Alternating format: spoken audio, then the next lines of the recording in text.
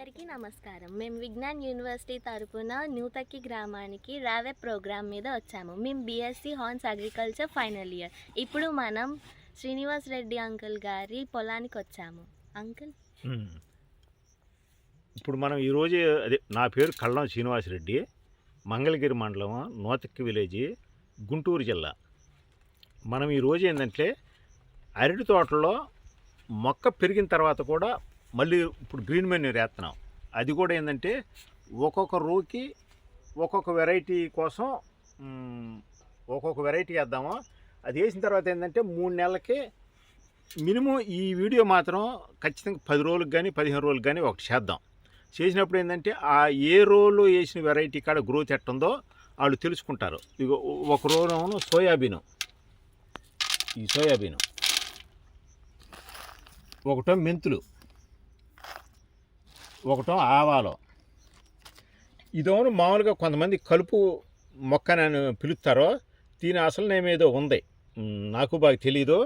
కాకపోతే ఇది భూమిని బాగా బాగు చేసి దాని ఉద్దేశం తెస్తున్నామా. సహజంగా పుట్టే వీడిని కూడా ఆపర్నే ఉంచుతాం.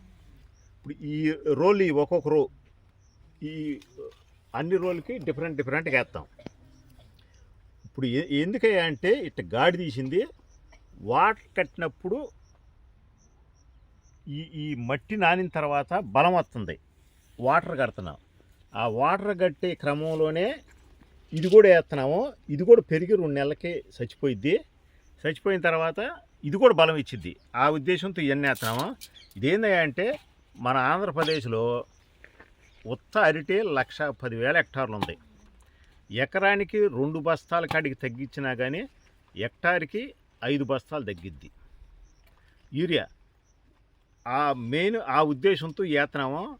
ఆల్రెడీ ఇదే విధానంలో రాయలసీమలో కూడా కొంతమంది రైతులు స్టార్ట్ చేశారు. మన వీడియోలు చూసి మనకి ఫోన్ చేసి కనుక్కొని, రాయలసీమలో 4 రైతులకు ఉపయోగపడినా కానీ బాగుంటుందనే ఉద్దేశంతో ఈ విధానం చేస్తున్నాము. ఇటు మాకు బాగా సూట్ అయింది. అసలు ఏ రైతు అయినా ఏంటంటే మొట్టమొదట తాను పొలంలో ఎంతో కొంత 10 సెంటు 20 సెంటు బిగుని చేస్తే అతనికి అర్థమైంది.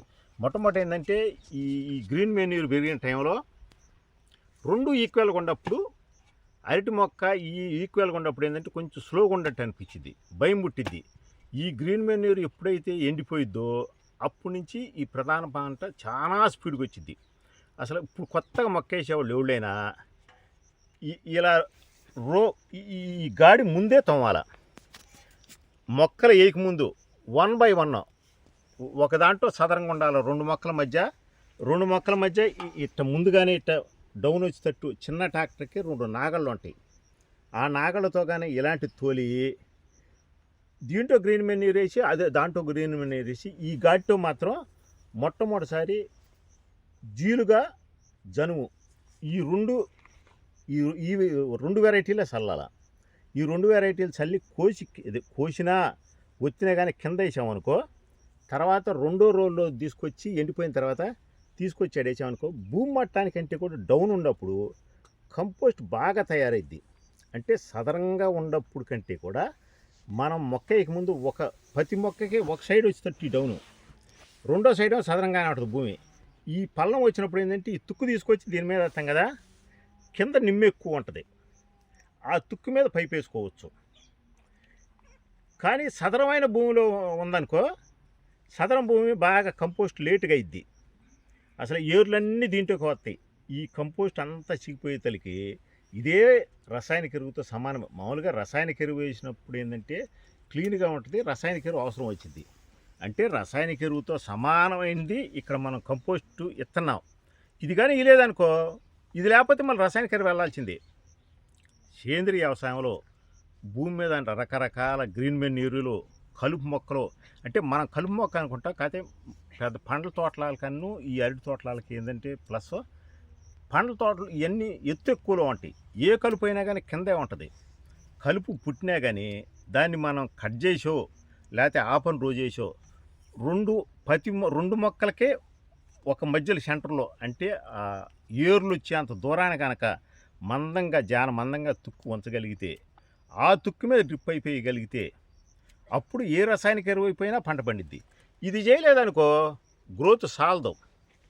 ఇప్పుడు మొక్కకు అనేది ఆహారం ఇవ్వాల్సిందే. మనకు మడిచికట్ట ఆహారం అవసరమో, ఇప్పుడు మనిషికి మనం రకరకాల ఆకులు తింటాం, రకరకాల ఆకుకూరలు తింటాం. ఈ ఆకుకూరలో చాలా ప్రోటీన్స్ ఉంటాయి. అట్లాగే ఈ భూమి కూడా ఈ ఆకులన్నిట్లో మనకు తెలియదు సోయాబీన్ ఉంది. ఈ సోయాబీన్లో ఏంది నత్రజని ఫిట్ చేసిద్ది. ఇప్పుడు దీన్ని చెక్కనే మామూలుగా కోళ్ళ ఫారాలలో కలుపుతారు. ఒకప్పుడు చేప పొట్టు కలిపేవాళ్ళు, దాని బదులు ఈ చెక్క కలుపుతారు, సోయా చెక్క. ఈ సోయా చెక్క చేప పొట్టుకి ఎంత బలం ఇచ్చిద్దో అంత ఇచ్చిద్ది. మామూలుగా మన మాగాళ్ళలో కనుక చిన్న చిన్న చేపలు చచ్చిపోయాయి ఇది వరకు మాకు మాగాణి పొలం ఉండప్పుడు. ఇప్పుడు లేదు, అది చాలా దూరాన్ని అమ్మేశాము. ఆ మాగాణి ఉన్నప్పుడు తెలిసేది ఆ చిన్న చిన్న చేపలు ఎక్కడైతే చచ్చిపోయిందో అక్కడ చాలా బలంగా వచ్చేది రెండో పైరు. అంటే ఇలాంటిది కానీ పెంచి మనం భూమి మీద ఎత్తే ఈ న్యూట్రియన్స్ మొత్తం మన తోటకి ఇచ్చింది. మామూలుగా రసాయనిక వ్యవసాయాలు ఏంటని నత్రజని, భాస్వరం, పొటాసు వీటి వరకే వేస్తారు. ఈ అన్ని రకాల ఆకుల్లో చాలా రకాల న్యూట్రియన్స్, పోషకాలు ఉంటాయి. అంటే ఈ తుక్కు కిందకి ఏంటంటే ఇప్పుడు రేపు తుక్కు పెడతామా, వానపాములు కూడా వస్తాయి. ఆ వానపాములు విసర్జించినప్పుడు 16 రకాల పోషకాలు ఆటోమేటిక్గానే ఉంటాయి, మనం వేయవసరలా. అదే రసాయనిక వ్యవసాయ వాళ్ళు ఏంటంటే ఈ పోషకాలన్నీ అందియాల, న్యూట్రియన్స్ కానీ పోషకాలు కానీ ఏరయ్యి. ఇక్కడ ఏం అందియవసరలా. అసలు ఇప్పుడు మీరు చదువుకున్న తర్వాత ఈ ఫీల్డ్కి వచ్చి ఎట్లా నేర్చుకుంటున్నారో అట్లాగే ఎవరైనా కానీ మీటింగులకి వెళ్ళినా, వీడియోలు విన్నా, రైతు తన పొలంలో కొంచెమన్నా ప్రాక్టీస్ చేస్తేనే బాగా అనుభవం వచ్చింది. ప్రాక్టీస్ చేయకపోతే చెప్పిన దాని మీద మధ్యలో ఏంటంటే ఈ కింద ఇవన్నీ కలుపులు, గ్రీన్ మెన్యూరు గ్రోత్ బాగా ఉండే టైంలో అతనికి భయం పుట్టిద్ది. అమ్మో అతను చెప్పింది కరెక్ట్ కాదు అని తీసేస్తాడు. తీసేది అర్థం కాదు. ఏ వ్యవసాయదారుడైనా తన పొలంలో ఒకే పొలంలో 2 రకాలుగా చేయాలి. వాళ్ళు అనుకున్నట్టు ఒక రకంగా, ఈ రకంగా కొంత. అసలు ఏ రైతైనా ఫస్ట్ తను వాడే రసాయనిక ఎరువులో సగం వరకు తగ్గించు. అంత మటుకు 100% చెబుతాం. గ్యారంటీకి దిగుబడి వచ్చి, దిగుబడి రాదనేది ఉండదు. ఇవన్నీ పెంచినప్పుడు ఏంటంటే సగం తగ్గించు. ఇప్పుడు మొత్తం ఫస్ట్ సంవత్సరం తగ్గిపోయినా కానీ ఫస్ట్ సంవత్సరం అంటే అతనికి భయం ఉండొచ్చు మనసులో, ఏది పండిద్దో పండుతోనని. కానీ పండిద్ది అయినా కానీ ఫస్ట్ సంవత్సరం సగం తగ్గించారనుకో, ఇక రెండో సంవత్సరం నుంచి అతనికే తెచ్చింది. ఇప్పుడు మనం ఇక్కడ తుక్కు ఎంత పల్లంగా ఉంది కదా, ఆ తుక్కు ఇక్కడికి వచ్చిందనుకో, దాని మీద డ్రిప్ అయిపోయి వేసామనుకో ఎంత పల్లంతో చూడండి. ఇది భూమి పల్లంగా ఉంది, పక్క మీద ఇంత మందం తుక్కు పడింది అనుకో, దాని మీద డ్రిప్ వేసారనుకో, లేకపోతే ఇప్పుడన్నా వాటర్ కట్టారనుకో, కింద అంతా ఇక అంతా కంపోస్ట్ అయిపోయింది. ఇప్పుడు దాని కిందకు ఉంటుంది కంపోస్టు, అక్కడ ఉంటుంది కంపోస్టు. చూపుతా ఉండండి.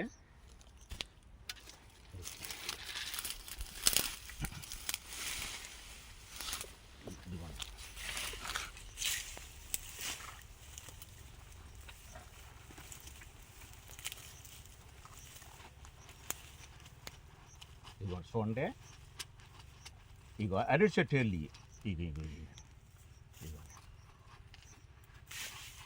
అసలు ఈ ఎరువు చూడండి ఎట్లా కలరు. ఇదిగో అరటి చెట్టు, అరటి చెట్టు. ఈ ఏర్లన్నీ ఏంటంటే ఈ చెట్లు ఏర్లు మొత్తం చెట్టు అమ్మట అంతా నెరుగొట్టినట్టే ఉంటుంది. చూడండి ఏళ్ళు పడుతున్నాయి, ఇంత నెరులు ఉండయా. ఇక్కడ ఒక్కసారి ఇగో డ్రిప్ అయిపోయాం ఈ వేస్టేజీ మీద.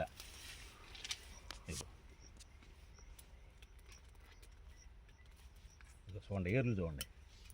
ఇదే కనుక అంటే మాకు ప్రతి సంవత్సరం చేస్తుండగానే ప్రాక్టీస్ పెరుగుతుంది. ఈ తుక్కు మనం మొక్క వేయకముందు కనుక అలాంటి గాడి కొట్టి ఉంచితే, ఇది కనుక అక్కడ ఆ ఘాటు ఎత్తి ఇక్కడే కనుక ఆల్రెడీ కనుక మనం మొక్క వేయకముందు చిన్న లోతుగా ఇంత లోతుగా కానీ ఇంత లోతుగా గాడి తీసి ఉంచితే, ఇది పైకి లేకుండా భూమి మట్టానికి కానీ ఉంటే ఇంకా బాగా పనిచేసిద్ది. అసలు ఇది బాగా మొత్తం నల్లగా ఎరువైపోయిద్ది.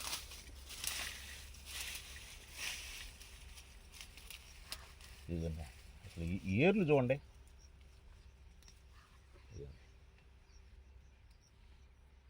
తెల్లగా ఎట్టొస్తున్నాయి పక్కకి.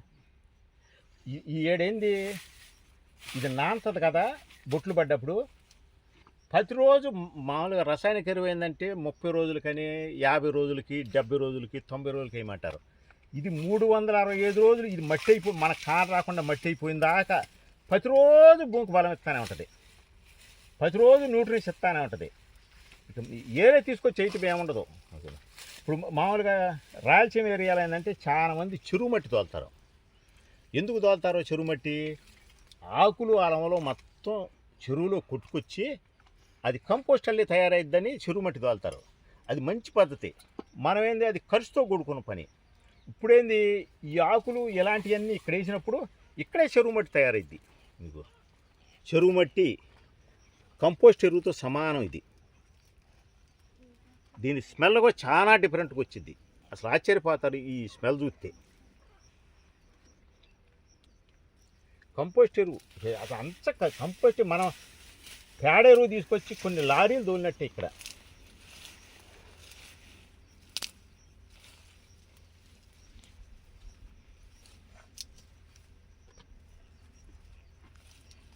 లారీలు ఎరువు తోలినా కానీ దీంతో సమానం కాదు. అది ఇది కనుక లేదా మనకు చెట్లు గ్రోత్ రాదు. ఇది ఉందా రసాయనిక ఎరువులతో ఈక్వల్గా మనకు పంట వచ్చింది. అంటే రసాయనిక ఎరువుతో పాటు మనకి ఎందుకు పండతలేదని అనుకుంటున్నాం, కానీ క్లీన్గా ఉంచామనుకో ఏదో ఒకటి తీసుకొచ్చి చేయాల్సిందే. ఆవుల ఎరువో, గేదెల ఎరువో, కోళ్ళ ఎరువో, లేకపోతే చెరువు మట్టో ఇవన్నీ వేయాలి. అవన్నీ ఏంటంటే అవి మంచి పద్ధతే, కానీ చాలా ఖర్చుతో కూడుకున్న పని. ఇదేంటంటే ఖర్చు లేకుండా ఉండాలంటే ఈ తుక్కు ఇప్పుడు ఆ చెరువులో ఇలాంటి ఆకులు ఇవన్నీ కొట్టుకెళ్ళి ఆ కింద పేరుడు వచ్చి పట్టిద్ది. ఇది చెరువు మట్టే ప్లస్ గేదెల ఎరువు కంపోస్ట్ ఎరువుతో సమానం. ఈ మామూలుగా ఏంటంటే ఇది జనము. ఇప్పుడు గేదెలకి ఇది మేపుతాం, మేపిన తర్వాత ఆకుల్లో రసం అంతా దానికి వెళ్ళిన తర్వాత పేడ వచ్చింది. ఏడేమైద్ది ఈ ఫైబరో ప్లస్ ఆకుల్లో రసం మొత్తం ఇక్కడే ఉంటుంది. అంటే అది 50% పనిచేస్తే ఇది 100% ఇంకా ఎక్కువ ఫలితం చూపించింది. అది కూడా ఇచ్చు. అది వేసినప్పుడు అది 2 ట్రక్కులు వేయాలనుకో ఏడ ఎంత ఇది నేను అనుకోవటం ఒక 20-30 ట్రక్కులు ఎరువు తోలితే ఎంత బలం ఇచ్చిద్దో అంత సమానంగా బలం ఇచ్చింది. ఎప్పుడన్నా మీరు వాసన చూసారు లేదు చూడలేదో, ఈ మట్టిని వాసన చూడండి. ఈ మట్టి వాసన చూసి కొంతమంది చెప్పేవాళ్ళు ఉన్నారు.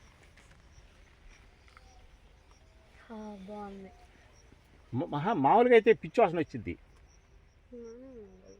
మొన్న ఒక ఆయన వచ్చాడు, ఈ మట్టి వాసన చూసి ఆ భూమిలో ఏముండవు చెప్పగలుగుతాను అన్నాడు. PH levels.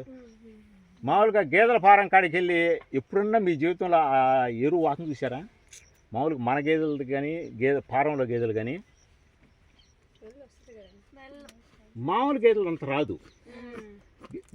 ఫారాల్లో వాటికి ఏంటంటే మరి అది ఒకే రకం మేపుతాను, మరి ఇదే అత్తరం ఉంటుంది అనుకోవటం.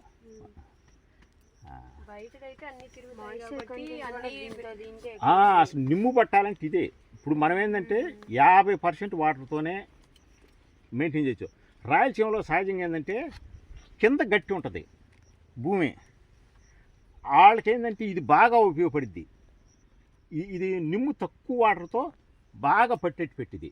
అసలు ఈ విధానం నా అంచనా ప్రకారం రాయలసీమ రైతులు పండ్ల తోటలకి ప్లస్ అరటి తోటలకి మహా అద్భుతం. ఇక మామూలుగా కాదు. అసలు ఇతర సాటాలకు ఎంత ఉపయోగపడుతుందో నాకే తెలియదు, కానీ రాయలసీమలో ఏ రైతు అయినా కానీ బాగా చేసుకోవచ్చు.